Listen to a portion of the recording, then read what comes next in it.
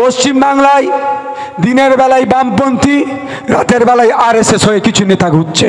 তার উদাহরণ গতকালকে, তার উদাহরণ দিয়ে দিচ্ছি, তার উদাহরণ মিলিয়ে নেবেন। গতকালকে কলকাতা হাইকোর্টে ওবিসি সার্টিফিকেট বাতিল করেছে। কেসটা করেছিল আরএসএস এর এক নেতা, কেসের হয়ে আইনি লড়াই করেছে সিপিএম এর দুজন পার্টি মেম্বার। ভাবতে পেরেছেন? কেসটা করেছে আরএসএস, তার একটা কর্মী কেস করেছে, আর কেসটাতে আইনি পরিষেবা দিয়েছে সিপিএম এর যিনি পার্টি মেম্বার, এই ধরনের দুটো অ্যাডভোকেট। তাহলে আমার কথা মিলেছে তো? দিনের বেলায় এরা বামপন্থী, রাতের বেলায় এরা বিজেপি।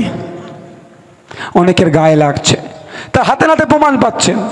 তো ব্যাপারটা হচ্ছে, আমি তাদের বিরুদ্ধে বেশি বলবো না।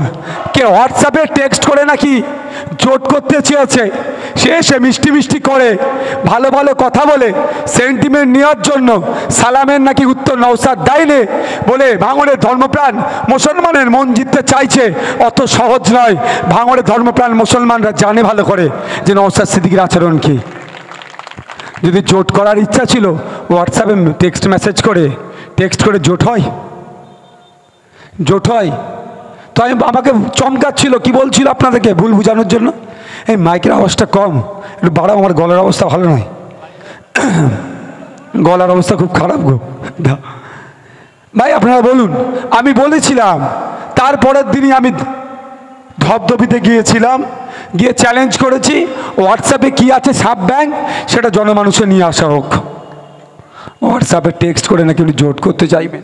আমি আপনাদের বলে রাখি, বাস্তবটা বলবো, আমরা চেয়েছিলাম যাদবপুরটা আমাদের দেওয়া হোক। আমাদেরকে জ্ঞান দিয়েছিল যাদবপুর, ভাঙন নিয়ে কি আর শুধু যাদবপুর। আমি এই জায়গায় দাঁড়িয়ে বলছি, আমি আবার রিপিট করছি, একটা মানুষ তখনই সুস্থ মানুষ হবে পায়ের নখ থেকে মাথার চুল পর্যন্ত যার সুস্থ থাকবে। তো ভাঙড়কে ছাড়া যাদবপুর সম্পূর্ণ হবে না। ভাঙড়কে নিলেই যাদবপুর সম্পূর্ণ হবে, যে ভাঙড় আইএসএফ এর সাথে আছে। শুধু ভাঙড় নয়, আমি অনির্বাণ তোলাপাত্র ডাকে আমি আমাদের মালিক ভাইকে ধন্যবাদ জানাবো। সত্যি আমি জানতাম না এই যাদবপুরের এই মধ্যে বারুইপুর পূর্ব, বারুইপুর পশ্চিম, সোনারপুর উত্তর, সোনারপুর দক্ষিণে এত ভালো আমাদের সংগঠন দাঁড়িয়েছে।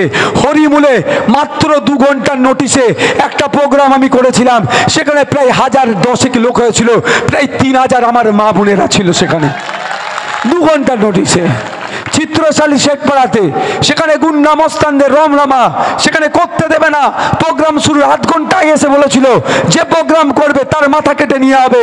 সেখানে যখন গিয়ে পৌঁছেছিলাম, তখন রাত প্রায় 9:30 বাজে, প্রায় হাজার হাজার মা বোন বাপ ভাই দাঁড়িয়ে আইএসএফকে গ্রহণ করে নিয়েছিল। ধবধবিতে একইভাবে গতকালকে মল্লিকপুরে যাব, যেখানে যাচ্ছি যাদবপুর লোকসভাতে, মানুষ আমাদেরকে গ্রহণ করে নিচ্ছে।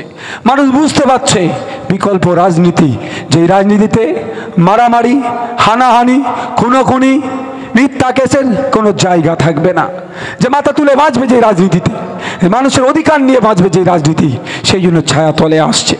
সেই জন্যই অনেকের অসুবিধা হয়ে যাচ্ছে, তাদের রাজনৈতিক কারবার বন্ধ হয়ে যাবে, বিভিন্নভাবে আমাদেরকে দেখে দেওয়ার চেষ্টা করছে।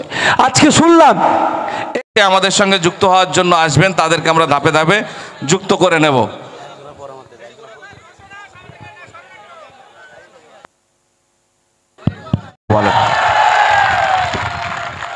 নমস্কার। মঞ্চ উপবিষ্ট সমস্ত রাজনৈতিক গুরুজন ব্যক্তিদের আমার অসংখ্য প্রণাম। আর আপনাদের উদ্দেশ্যে একটাই কথা, সবাই ভালো আছেন তো? আজ আমি আইএসএফের সঙ্গে যুক্ত হতে পেরে নিজেকে খুব ধন্য বলে মনে করছি।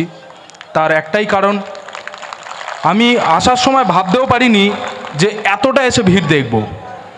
সবাই এতক্ষণ ধরে রোদ্দুরের মধ্যে দাঁড়িয়ে থেকে বসে থেকে শুধুমাত্র নওশাদ সিদ্দিকী ভাইজানের জন্য অপেক্ষা করছে তার 2 কথা শোনার জন্য। সেইখানে আসতে পেরে আমি নিজে খুব গর্ববোধ করছি। আর নির্বাচনী বিধি যেহেতু লাগু হয়ে গেছে চারিদিকে, তাই জন্য আমি বেশি কথা বলবো না। একটাই কথা, যারা যারা নির্বাচনী এজেন্ট রয়েছেন বা যারা যারা বিভিন্ন বুথে বসবেন, তারা এখন থেকে একটু সাবধানে থাকবেন। কেউ যদি ডাকে রাত্রিরের পরে, কেউ একা বাইরে বেরোবেন না। অন্তত একটা গ্রুপের ব্যবস্থা করবেন, হোয়াটসঅ্যাপ গ্রুপ হোক যাই হোক, একটা গ্রুপের ব্যবস্থা করবেন। কাউকে যদি একা ডাকা হয় সেই গ্রুপে জানিয়ে তারপরে তারা বেরাবেন। তার কারণ এখানে প্রতি কটা মানুষের রক্তের প্রচুর দাম আছে। আপনারা না থাকলে আইএসএফ আজকের বিশ্বসভাতে যেতে পারবে না। তাই আপনাদের একটাই কথা বলবো যে সব সময় একটু সাবধানে থাকবেন ভোট চলাকালীন, এবং অযথা কোনো ঝামেলায় জড়াবেন না। তার কারণ আপনাদেরকে বিভিন্নভাবে প্রলোভন দেখানো হবে ঝামেলা করার জন্যে, সেইখান থেকে একটু দূরত্ব বজায় রাখবেন। এই সময় যদি কোনো রকম যদি কেস দিয়ে যদি পুলিশ বিভিন্নভাবে যদি আমাদেরকে হেনস্থা করে, তাহলে কিন্তু ভোটের থেকে কিন্তু আমরা অনেকটা পিছিয়ে পড়ব।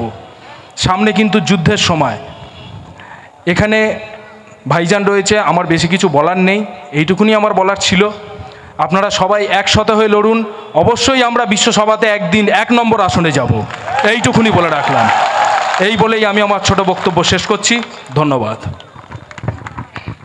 এখন আপনাদের সম্মুখে আমাদের প্রিয় বিধায়ক, আমাদের সবার প্রিয় ভাইজান, বঞ্চিত মানুষের